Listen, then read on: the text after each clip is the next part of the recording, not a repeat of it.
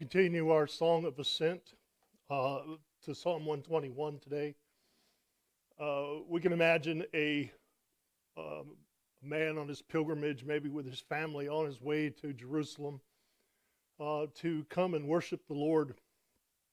These songs of ascent were thought to have been sung by these pilgrims making their way back to the temple annually for one of the feasts. To come back and present themselves to the temple to worship, praise, and most often give thanks.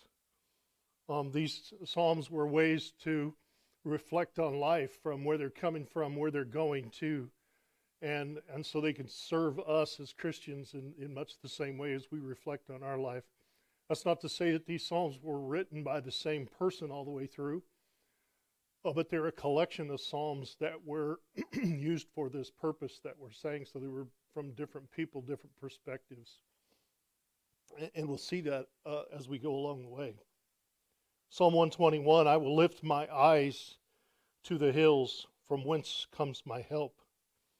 You can imagine as the pilgrim made his way along many of these highways, particularly if you were traveling in a small group, it was very dangerous, and we know that from some places in the Scripture and from historical documents that road coming up from the Jordan Valley was a particularly dangerous stretch of road. That the caves along the way in the hills were places where thieves and bandits would hide out, and it became their sort of place to divvy up the plunder from their latest victims, and so it became hideouts for these robbers along the way. And so you can imagine traveling along the road and suddenly realizing you're in a big lonely place and seeing the hills and knowing that those hills were places that housed thieves and robbers and people that wanted to do you harm. And to know also that those hills were used to worship false gods when you were on your way to worship the true God of Israel.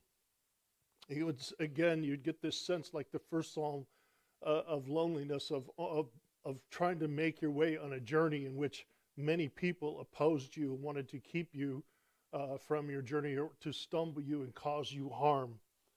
And you imagine that lifting our eyes to the hills might bring a moment of panic, a moment of distraught. And very quickly the psalmist in verse 2 brings that thought, captures that thought, and he holds it captive to the reality and the truth that the Lord is his keeper.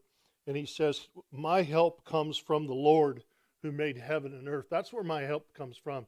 Almost a reminder of yourself, where does my help come from on this journey of traveling through this land and this time when there's so much that opposes us? My help comes from the Lord.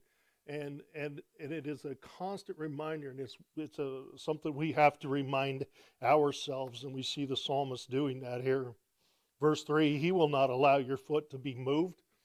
He who keeps you will not slumber.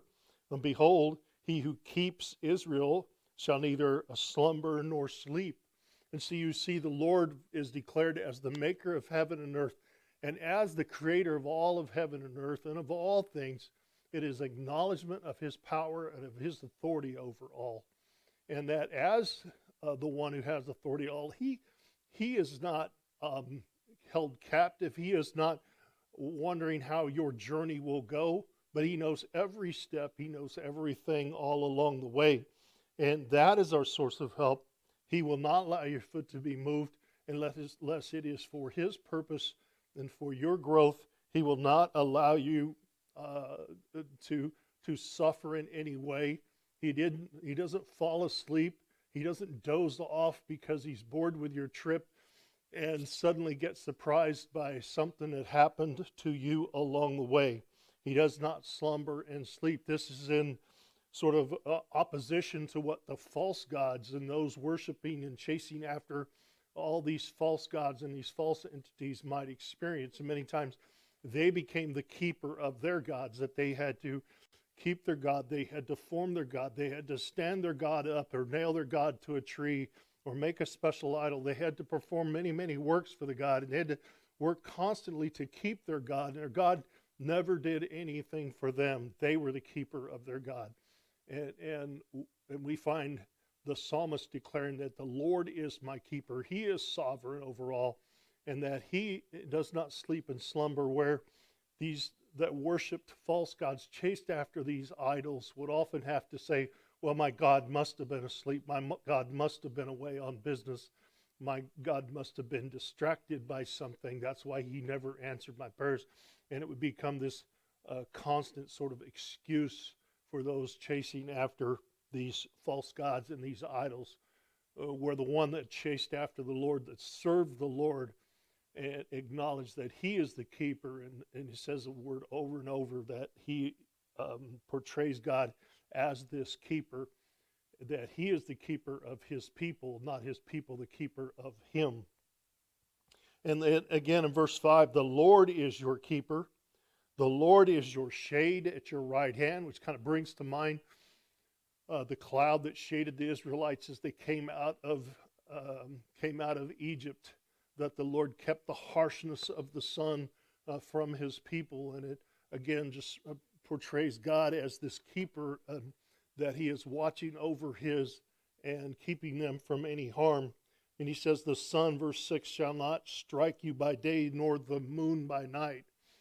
There was many beliefs in that day that not only could the exposure of the sun cause health effects and bad things to happen to you, but also that the exposure to the light of the moon could cause many things. And this is where they got the idea of being moonstruck or a lunatic, that comes from the term of being exposed to the moon. It was the idea of being exposed to the moon, and that in the middle of the night is when the gods, these other gods and evil spirits and all these things came out that would hide themselves in the light of the day, but they would come out in the dark of the night.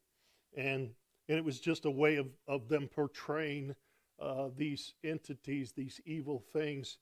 And however it was seen, be it right, be it wrong, by all these other people, the psalmist is declaring that the Lord is my keeper, and he does not worry about night, day.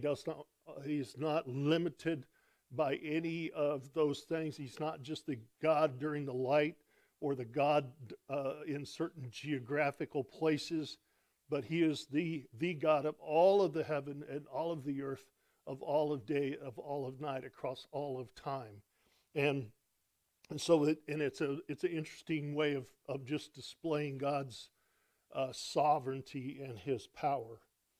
Verse 7, the Lord shall preserve you from all evil. He shall preserve your soul. Another way of saying what we just discussed. The Lord shall preserve your going out and your coming in from this time forth and even forevermore. There's no limits, time limit.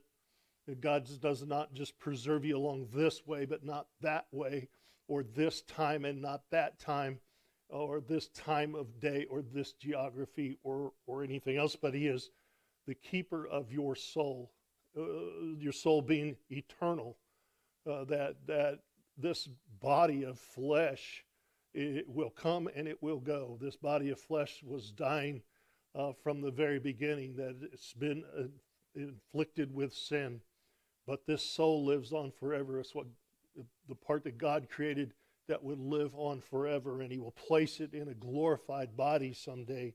And so it is this declaration of God being declared our sovereign, our holy, our keeper, our power, the strength that we look to. And that is the source of the hope. I look to the hills, and I look to the threats upon my journey, that I want to run with perseverance all the way to the end. I want to finish well, and I want to hear my Lord say, well done, good and faithful servant. And all around me are those that would prevent me and throw obstacles up and try to keep that from me. But how will I do this? How will I make this journey with all these threats and all these things? My help comes from the Lord. It's a declaration, a reminder to that pilgrim that is making his way through this difficult journey. My help comes from the Lord. the sovereign God who created all of heaven and all of earth. He is your keeper. He is my keeper. And keep your eyes on him as you make your way on your pilgrimage. Thanks for joining me in Psalm 121.